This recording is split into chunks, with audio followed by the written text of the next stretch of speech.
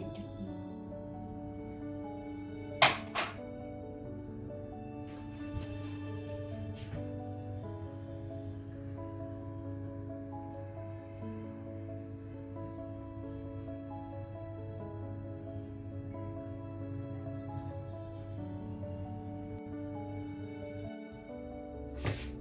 പച്ചക്കായും ഉരുളൻകിഴങ്ങും കൂടെ ഒന്നിച്ച് പുഴിയും ഉപ്പും മഞ്ഞൾപ്പൊടിയും ചേർത്തിട്ട്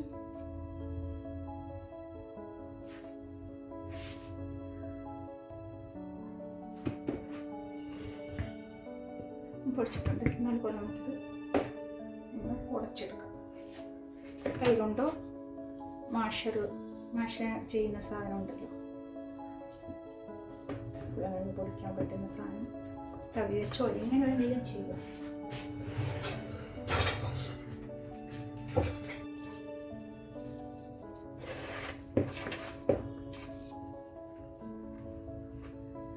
ചെറുതായിട്ട് പൊടിച്ചിട്ടുണ്ട്. ചെറിയ കഷ്ണങ്ങളുണ്ട് ഇതിനകത്തുണ്ട്, മൊത്തമായിട്ട് അരച്ചെടുക്കുമല്ല.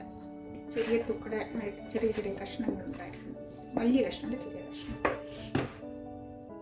അടുത്ത പരിപാടി എന്ന് പറഞ്ഞാൽ ഇത് ഒരു സവാള, ഒരു കാപ്സിക്കം, കുറച്ച് മല്ലിയില, 2 പച്ചമുളക്, ഇത്രയും കൂടെ ഒന്ന് അരിഞ്ഞെടുത്തിട്ട് ഇച്ചിരി ഇഞ്ചി, ഒരു ചെറിയ ഇഞ്ചി കഷ്ണം അരിഞ്ഞു കൊണ്ടുവരാം. ഉരുളക്കിഴങ്ങും 4 ഉരുളക്കിഴങ്ങും 4 പച്ചക്കായും കൂടെ മഞ്ഞളും ഉപ്പും ചേർത്തിട്ട് പുഴുങ്ങിയതാണ്. പുഴുങ്ങിയിട്ട് അത് പൊടിച്ചു വെച്ചു. അതിനകത്ത് ഇച്ചിരി മല്ലിയില ഉണ്ടെങ്കിൽ അരിഞ്ഞിടുക, ഇല്ല വേണ്ട. ഉണ്ടെങ്കിൽ ഒരു നല്ല രുചി വരും. മല്ലി വീട്ടിൽ തന്നെ പാകി നമുക്ക് മല്ലിയില ഉണ്ടാക്കാൻ പറ്റും. മല്ലി നമ്മൾ വാങ്ങിക്കുന്ന കറിക്കുള്ള മല്ലിയല്ല മല്ലി കിളുക്കാനുള്ളത്, അത് വേറെ കിട്ടും. വിത്തൊക്കെ കിട്ടുന്ന കടകളിൽ കിട്ടും, ബ്ലോക്ക് കാർഷിക ഓഫീസിൽ നിന്നൊക്കെ കിട്ടും, ഓൺലൈനിൽ അവൈലബിൾ ആണ്.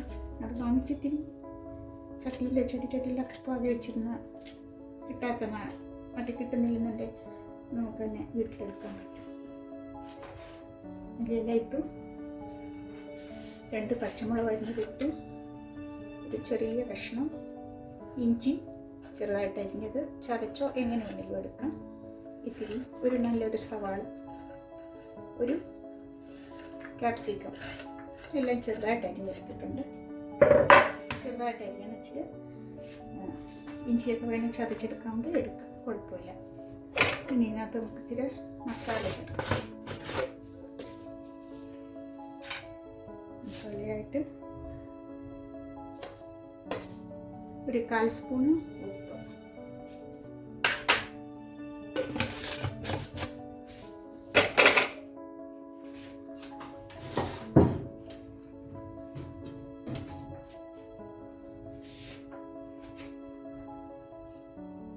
അര ടീസ്പൂൺ മുളക് പൊടി, 1/4 ടീസ്പൂൺ മല്ലിപ്പൊടി, മാങ്ങ പൊടിച്ചതാണ് ചേർക്കുന്നത്, പുളിക്ക് ചെറിയതായിട്ട് ഒരു 1/2 ടീസ്പൂൺ,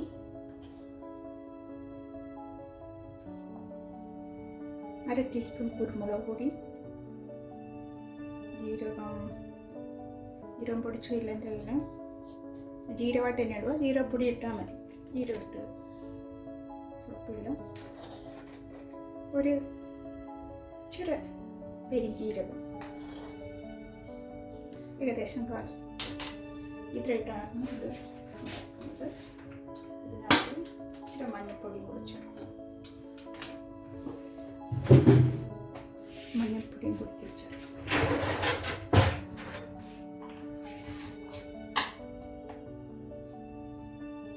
1/4 ടീസ്പൂണോളം മഞ്ഞൾപ്പൊടി.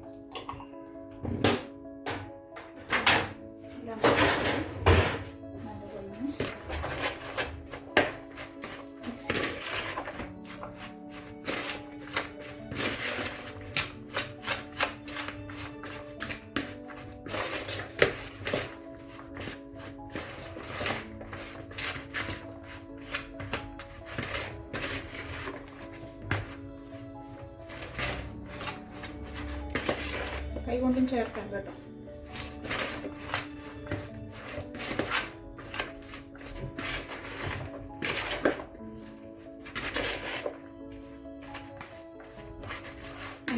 ഇളക്കണം. കാരണം ഉപ്പൊക്കെ ഒരു പാത്രത്തിന് കൂടി വയ്ക്കാതെ എല്ലായിടത്തും ഇതുപോലെ സ്പ്രെഡ് ചെയ്യാനായിട്ട് എല്ലാം കൂടെ നല്ലതൊന്ന് ഇളക്കണം.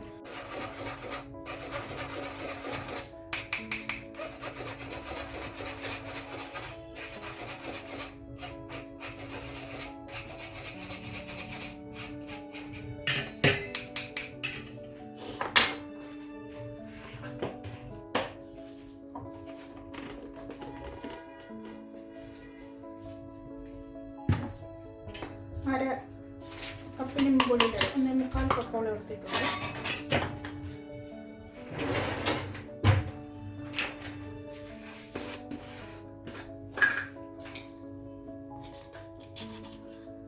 ഒരു 1/4 ടീസ്പൂണോളം ബേക്കിംഗ് സോഡ,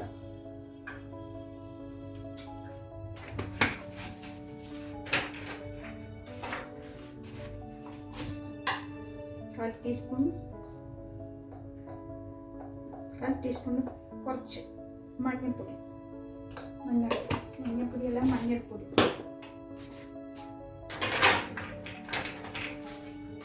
ശകലം കായം, പൊടിക്കായമല്ല ഇത്, അതുകൊണ്ട് നേരിട്ട് ഇതിനകത്ത് ഇടുക, ഇടനകത്ത് ഇട്ടിട്ട്.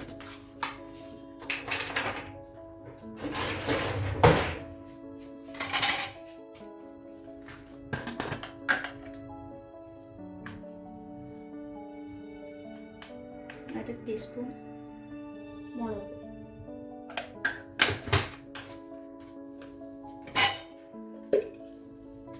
ശകലം കുരുമുളക്,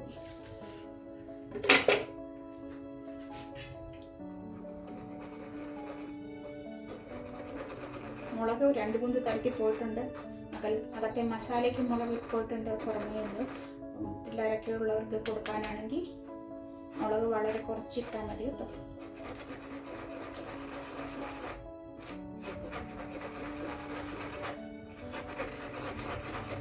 ഇച്ചിരി വലുതായി, അതുകൊണ്ട് കുഴപ്പമില്ല. അതിന് മുളകൊക്കെ നല്ലപോലെ കഴിക്കുന്ന ഇപ്പോൾ കൊടുക്കത്തില്ല. ഞാനും 10 സൂട്ട് മുളകൊക്കെ കഴിച്ചോളൂ.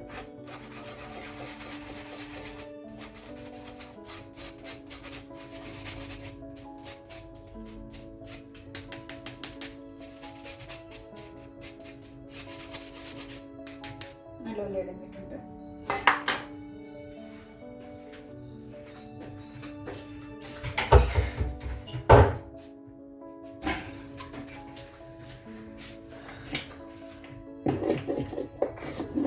സാധാരണ വെള്ളം ഒഴിച്ച് നമ്മൾ കലക്കിയെടുക്കുകയും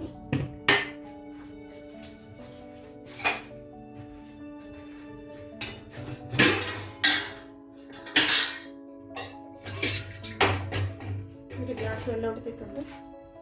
നോക്കാം, തീരെ വെള്ളമാക്കി അതിൻ്റെ വെച്ചിട്ട് കൊഴുത്തിരിക്കണം എന്ന് വെച്ച് ഒത്തിരി കൊഴുക്കുകയായിരുന്നു. അതുകൊണ്ട് ആദ്യം കുറച്ച് വെള്ളം ഒഴിച്ചിട്ട് നല്ലപോലെ അടിക്കണം. നല്ലപോലെ അടിച്ചെടുക്കണം.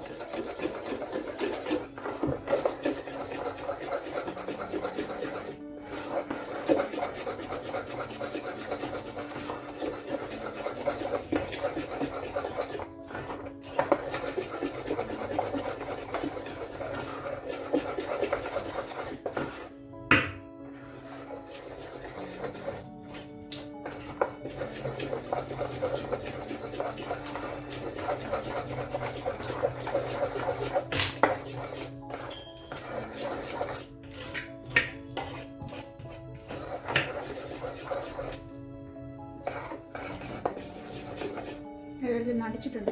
ഈ ചെറും വെച്ചിട്ട് ഇതിനെ നോക്കി അടിക്കാം. അപ്പോഴത്തേക്ക് എണ്ണ ചൂടാക്കാൻ വെക്കാം.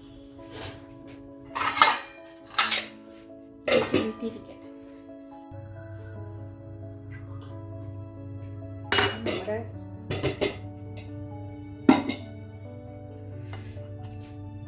ഇത് കലക്കി വെച്ചിട്ടുണ്ട്. ഒന്ന് കട്ടിയായിട്ടുണ്ട്. പിന്നെ വെള്ളം ഒഴിച്ച് 1 ഗ്ലാസ് വെള്ളം എടുത്തിട്ടുണ്ട്. പാത്രം ഒഴിക്കാം.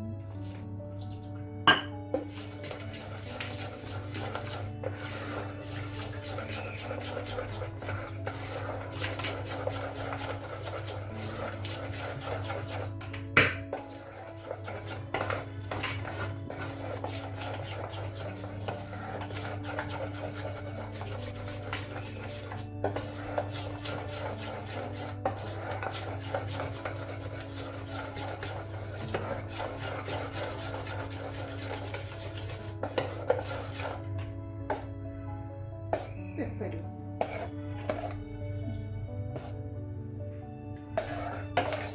ഈ സമയത്ത് നമുക്ക് എണ്ണ ചൂടാക്കാൻ വയ്ക്കാം. ബ്രെഡ് സ്ലൈസ് എടുത്തിട്ടുണ്ട് 6 പീസ്. ഈ 2 വെച്ച് ഫില്ല് ചെയ്തിട്ട് 2ആയിട്ട് ഇത് മുറിച്ചിട്ട് നമ്മൾ എണ്ണയിലിടും. 2ആയിട്ട് മുറിച്ചിട്ട് ഇത് മുക്കിയിട്ട് എണ്ണ എടുത്ത് വയ്ക്കാം. ഇത് ഒരെണ്ണം ഫില്ല് ചെയ്തിട്ട് മാറ്റല്ലേ. ഇതിൻ്റെ ഒന്നും കട്ട് ചെയ്ത് കളയുന്നില്ല. നാട്ടിലേതെല്ലാം കട്ട് ചെയ്തിട്ടെടുക്കുന്നത് അതിൻ്റെ ആവശ്യമില്ല. അത് കഴിക്കേണ്ട സാധനം തന്നെ. നമ്മൾ വെറുതെ വേസ്റ്റ് ചെയ്യുന്നത് അതൊക്കെ. കഴിക്കാൻ കൊള്ളാവുന്ന സാധനങ്ങൾ അതെടുത്ത് മസാല നേരത്തെ തയ്യാറാക്കിയതാണ്. നമ്മളൊന്ന് മിക്സ് ചെയ്ത് എടുക്കുകയാണ്. ഇതിനകത്ത് എണ്ണയും കാര്യങ്ങളൊന്നുമില്ല. എണ്ണ വറുക്കുന്നതിന് മാത്രമേ എടുക്കുന്നു. നിറച്ച് ഫില്ല് ചെയ്യുവാണ്. പ്രസ് ചെയ്ത് ഫില്ല് ചെയ്ത് വെക്കുക.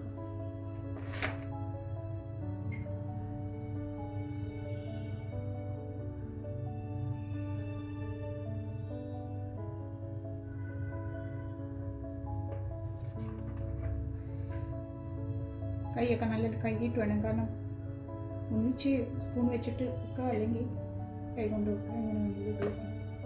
ഈ 2ാമത്തെ ബ്രെഡ് ഇതിൻ്റെ പുറത്ത് വെച്ചിട്ട് നമ്മൾ ഒന്ന് പ്രസ് ചെയ്യും. ജസ്റ്റ് നല്ലോണം ഒന്ന് പ്രസ് ചെയ്യും. ബാക്കി 2ഉം കൂടെ നല്ലപോലെ. ഇത് നമ്മൾ പീസിനെ നമ്മൾ എങ്ങനെ വേണമെങ്കിലും കട്ട് ചെയ്യാം. ഡയഗോണിക്കലി വേണമെങ്കിലും കട്ട് ചെയ്യാം, അതല്ലെങ്കിൽ ഇങ്ങനെ നടുക്കുന്ന വേണമെങ്കിലും കട്ട് ചെയ്യാം. ഇതാകുമ്പോൾ ഇച്ചിരൂടെ ചീച്ചട്ടി കിടക്കാൻ സൗകര്യമാണ്. ഡയഗോണിക്കലി ആകുമ്പം പീസ് വശങ്ങളിങ്ങനെ മുട്ടും. ഇത് നമ്മൾ ഈ മുക്കിയിട്ട് എണ്ണ വറുത്തെടുക്കും. പെട്ടെന്ന് വറുത്തെടുക്കാം. അധികം നേരം വേണം. എണ്ണ നല്ലൊന്ന് ചൂടായിട്ട് കഴിഞ്ഞാൽ പെട്ടെന്നാക്കാം.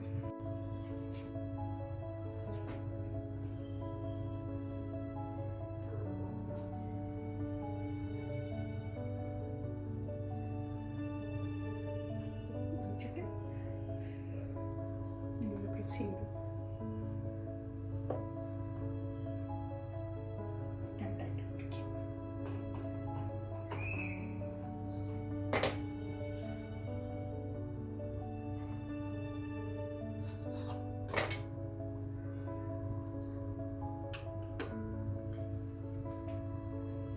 ഒരു പീസ് ഒഴിച്ചിട്ടു.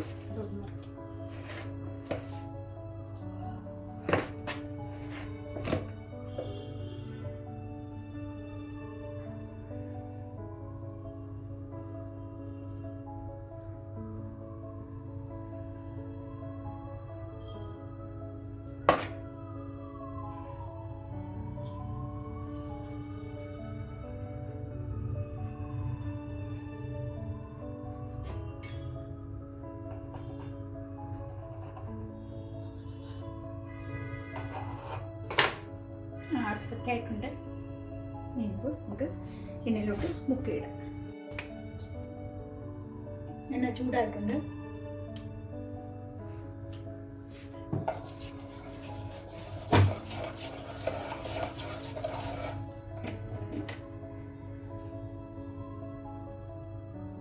ഇടുമ്പം എണ്ണയൊക്കെ തീ കുറച്ചിട്ട് വെക്കണം. കൈ സൂക്ഷിക്കണം. കൊച്ചു പിള്ളേരെ അടുത്തേക്ക് ഇരുത്തരുത്. മാറ്റി നിർത്തിയേക്കണം. എന്നിട്ട് പതുക്കെ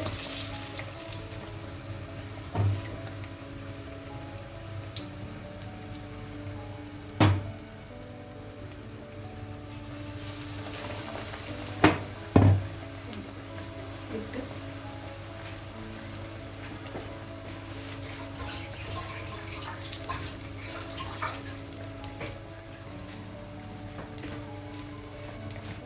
തീ മീഡിയത്തിൽ വെച്ചിട്ടുണ്ട്. തീ കുറച്ചാലും ഈ എണ്ണ കുടിക്കും ഒത്തിരി.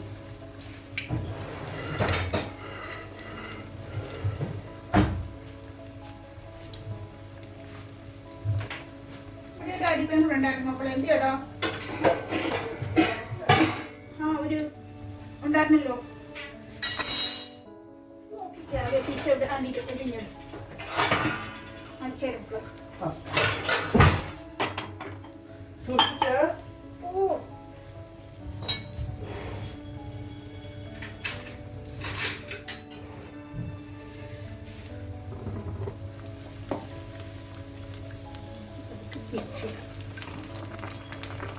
അധികം നേരം എടുക്കത്തില്ല. പുറമെയുള്ള മാവ് വെന്താൽ മതി. അകത്തേക്ക് ആ പിങ്ക് വെന്തതാണ്. അതുകൊണ്ട് അതിനധികം നേരം എടുക്കത്തില്ല. എണ്ണയിൽ ഇടുമ്പോൾ തിരിയേറെ സൂക്ഷിക്കണം എന്ന് തെളിക്കാതെ.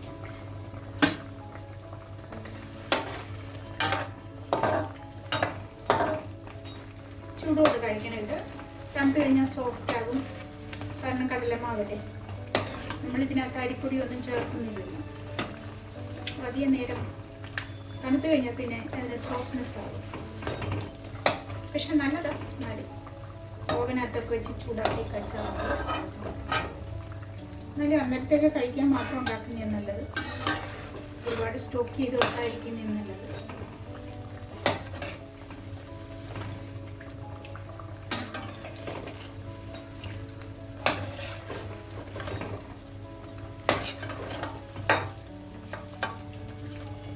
നല്ലപോലെ കൂട്ടിയിട്ട് നമുക്ക് എടുക്കാം.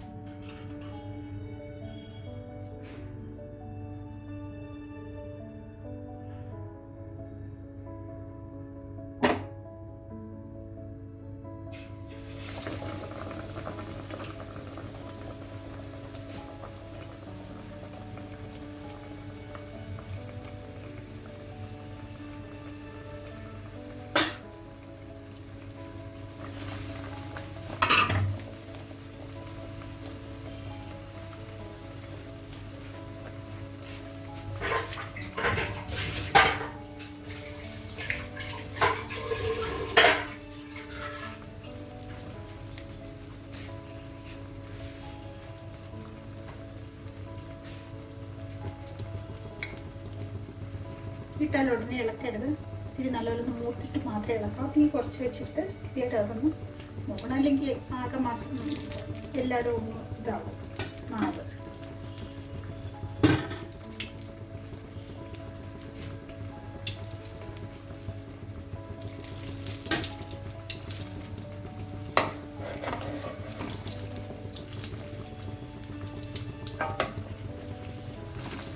ഇത് കഴിച്ചു കഴിഞ്ഞാൽ ആർക്കും വയറിന് പ്രശ്നമൊന്നും ഉണ്ടാകത്തില്ല. കാരണം നമ്മൾ ഡയറ്റീഷ്യനുള്ള ഐറ്റങ്ങളൊക്കെ ഇതിനകത്ത് ചേർത്തിരിക്കുന്നത്. മല്ലിയിലെ കാര്യങ്ങളൊക്കെ നല്ലപോലെ വയറിന് പ്രശ്നം ഉണ്ടാക്കാത്ത രീതിയിലുള്ളതാണ്. ചട്നിക്കകത്തും പുതിന ചേർത്ത് ചട്നി ഉണ്ടാക്കിയാലും വയറിന് പ്രശ്നങ്ങളൊന്നും ഉണ്ടാകത്തില്ല. അതുപോലെ കടലമാവിൻ്റെ എന്തുണ്ടാക്കിയാലും അതിനകത്ത് കായപ്പൊടി ഇടാൻ മറക്കരുത്, മുളക് പൊടി ഇടാൻ മറക്കരുത്, മഞ്ഞൾപ്പൊടി ഇടാൻ മറക്കരുത്. കാരണം ഇതിന് ടേസ്റ്റിന് അത്രയും കാര്യങ്ങളൊക്കെ ആവശ്യമാണ്.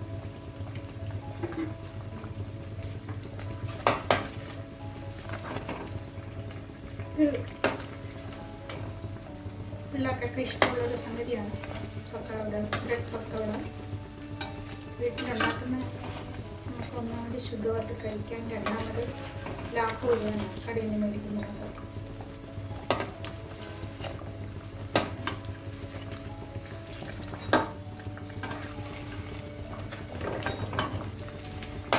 കുറച്ചുണ്ടാക്കിയാൽ മതിയല്ലോ, അത്യാവശ്യത്തിന്.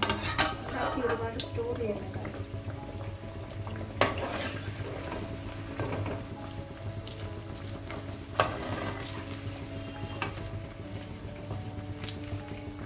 നല്ലെണ്ണ ഉപയോഗിച്ചാലുള്ള ഗുണം എന്ന് പറഞ്ഞാൽ അധികം എണ്ണ കുടിക്കില്ല.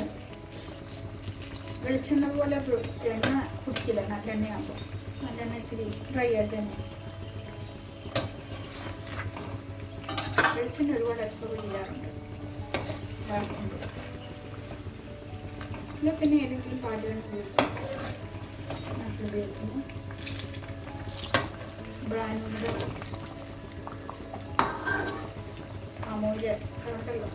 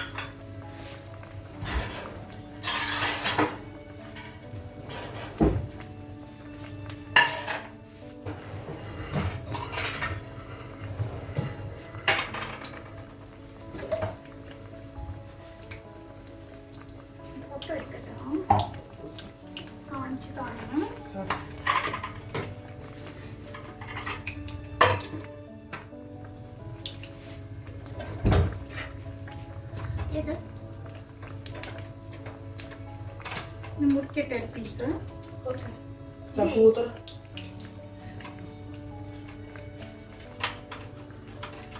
ഒരു ബ്രെഡിനെ മുറിച്ചിട്ട് പിന്നെ ഒന്നുകൂടെ മുറിച്ചു.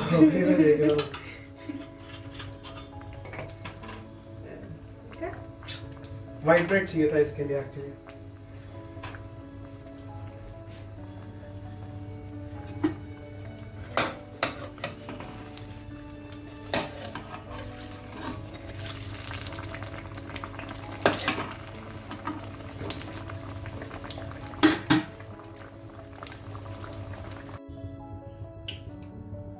മല്ലിയിലയുണ്ട് കുറച്ച്, ശകലം ഉള്ളി, 2-3 പച്ചമുളക്, ഒരു വെളുത്തുള്ളി അല്ലി, ഇത്തിരി ഇഞ്ചി, പാകത്തിന് ഉപ്പ്, ഇത്തിരി മിൻറ്റ് ഇലയുണ്ട്, എന്താ പറയുന്നത്, പുതിന ഇല ഉണ്ടെങ്കിൽ ചേർത്താൽ മതി, ഇല്ല കുഴപ്പമില്ല.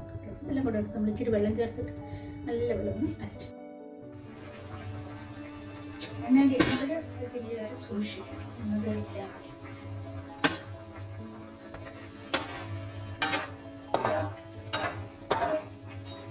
ചൂടോട് കഴിക്കാനായിട്ട് തണുത്ത് കഴിഞ്ഞാൽ സോഫ്റ്റ് ആകും. കാരണം കടലമാവരെ നമ്മളിതിനകത്ത് അരിപ്പൊടി ഒന്നും ചേർക്കുന്നില്ലല്ലോ. അധികം നേരം തണുത്ത് കഴിഞ്ഞാൽ പിന്നെ ഇതിന് സോഫ്റ്റ്നെസ് ആകും. പക്ഷെ നല്ല കാര്യം ഓവനകത്തൊക്കെ വെച്ച് ചൂടാക്കി കഴിച്ചാൽ എന്നാലും അന്നത്തേക്ക് കഴിക്കാൻ മാത്രം ഉണ്ടാക്കുന്നതാണ് നല്ലത്. ഒരുപാട് സ്റ്റോക്ക് ചെയ്ത് കഴിക്കുന്നതാണ് നല്ലത്.